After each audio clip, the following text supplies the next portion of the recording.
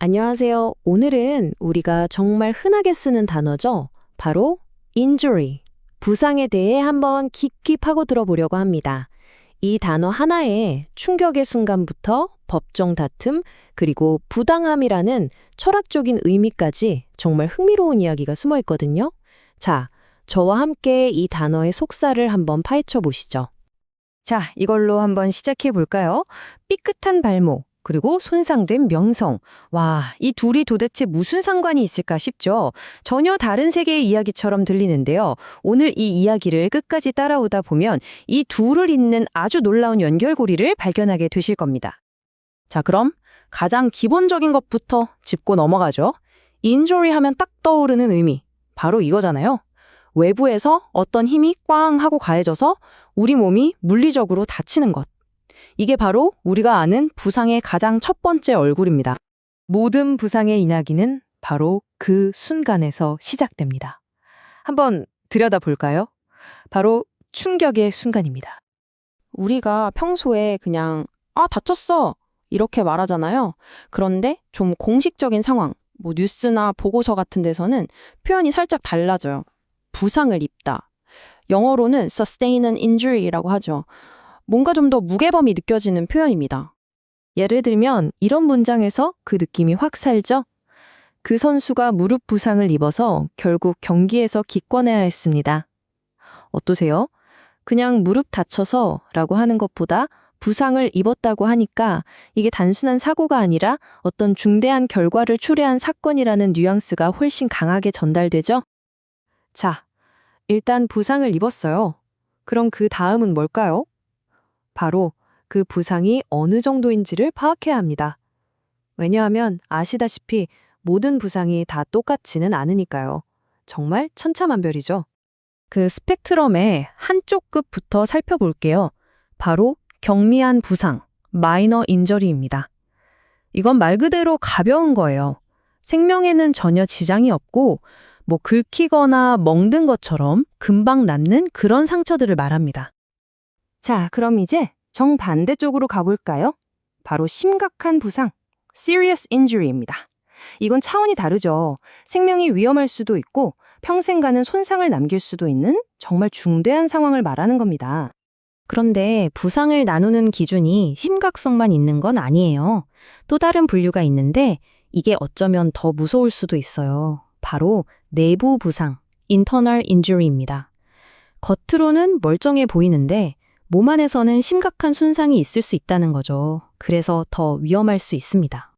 그리고 이 손상 스펙트럼의 가장 끝에는 치명적인 부상, fatal injury가 있습니다. 이건 이름 그대로예요. 결국 사망에 이르게 되는 가장 비극적인 결과를 낳는 부상을 뜻합니다. 자, 이렇게 보면 경미한 부상과 심각한 부상의 차이가 확 들어오죠. 한쪽은 금방 회복되지만 다른 쪽은 입원을 하거나 영구적인 후유증을 남길 수 있다는 거. 그래서 이 둘을 제대로 구분하는 게 정말 중요합니다. 부상이 생기고 나면 그 다음 이야기는 보통 두 갈래로 나뉩니다. 하나는 우리 몸이 스스로를 치유해 나가는 회복의 길이고요. 다른 하나는 법과 돈의 문제, 즉 해결의 길이죠. 우선 신체적인 회복의 길부터 한번 따라가 볼까요? 보통 이런 단계를 거치죠. 먼저 어디가 어떻게 다쳤는지 정확히 알아내는 진단, 그리고 그에 맞는 치료가 들어가고 기능을 되살리는 물리치료를 거쳐서 마침내 회복에 이르게 되는 거죠. 아주 체계적인 과정이에요. 자, 그럼 이제 다른 길로 한번 가보죠. 바로 보상의 문제입니다. Compensate for injury. 내가 입은 피해에 대해서 금전적이든 다른 방식이든 대가를 받는다는 뜻인데요. 바로 이 지점에서 이야기의 무대가 병원에서 법정으로 옮겨가기 시작합니다. 그리고 이 보상이라는 단어가 나오면 거의 자동으로 따라오는 것들이 있죠. 바로 보험, 그리고 법률 시스템입니다.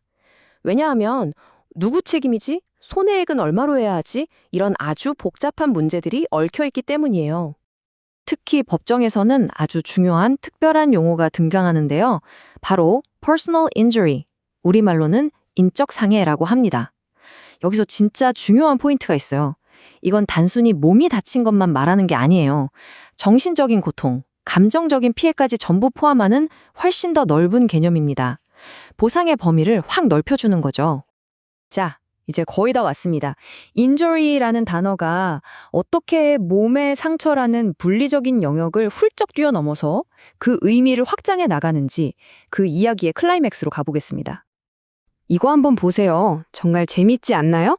왼쪽은 우리가 계속 얘기했던 거예요. 다리가 부러지는 것 같은 신체적 부상. 그런데 오른쪽을 한번 보시죠. 회사의 이미지가 실추되는 것처럼 눈에 보이지 않는 명성이나 권리, 감정에 대한 손상도 똑같이 injury라고 부른다는 겁니다. 아니, 그럼 대체 뭘까요? 부러진 뼈랑 무너진 명성. 이 전혀 달라 보이는 두 가지를 연결하는 고리는 대체 뭘까요? 이 둘을 하나의 단어로 묶는 데에는 아주 깊고 근본적인 이유가 숨어 있습니다. 바로 여기에 그 답이 있습니다.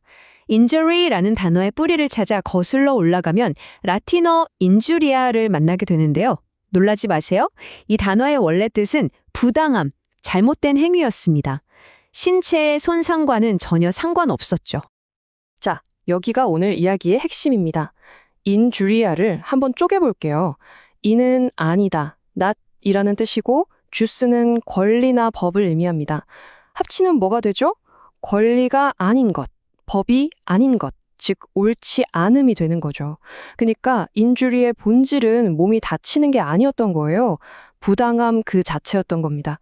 그래서 부러진 뼈든 실추된 명예든 그 밑바닥에는 이건 옳지 않아 라는 이 하나의 개념이 공통적으로 깔려 있었던 거죠. 자, 오늘 우리는 injury라는 정말 흔한 단어 하나로 시작해서 충격의 순간을 지나 그 단어의 가장 깊은 곳에 숨어있던 부당함이라는 본질까지 함께 여행해봤습니다. 그럼 마지막으로 여러분께 이 질문을 하나 던지고 싶네요.